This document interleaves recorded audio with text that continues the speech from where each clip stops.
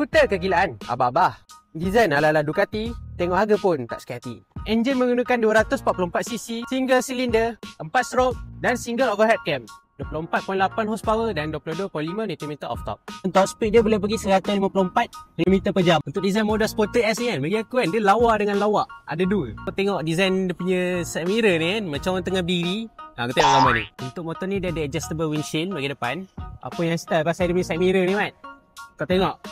Signal dia tanam dalam side mirror. Style weh. Kau tengok ekor belakang dia tajam Mat. Potong angin ni aerodynamic. Dengan lampu belakang dia bala weh. Lawa gila. Signal tanam. Kau ada, kau tak ada. Lampu LED dia kat luar ni.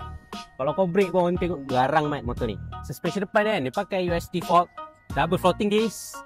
Brake clipper dia 4 piston. Campur pula ABS 2 channel. Memang grip Mat dia punya brake.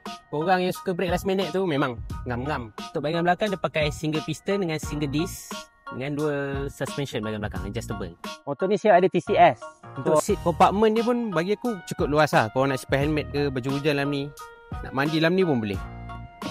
Full tank dia 13 liter. Kira cukup lah nak pergi ride jauh tu ulang-alik. Motor ni siap ada compartment bahagian bawah ni. Tak besar sangat tapi cukup lah kalau nak simpan apa-apa dalam ni. Dia punya meter fully digital, TFT panel. Korang boleh check lah tire pressure dia dalam ni. Dia punya setting apa-apa semua dalam tu. And dia dah ada USB charging, Type C dengan USB. 2 port. So macam mana? Berminat? So kalau korang berminat, korang boleh isi detail dalam beg biru di bawah. Nanti kita akan roger korang.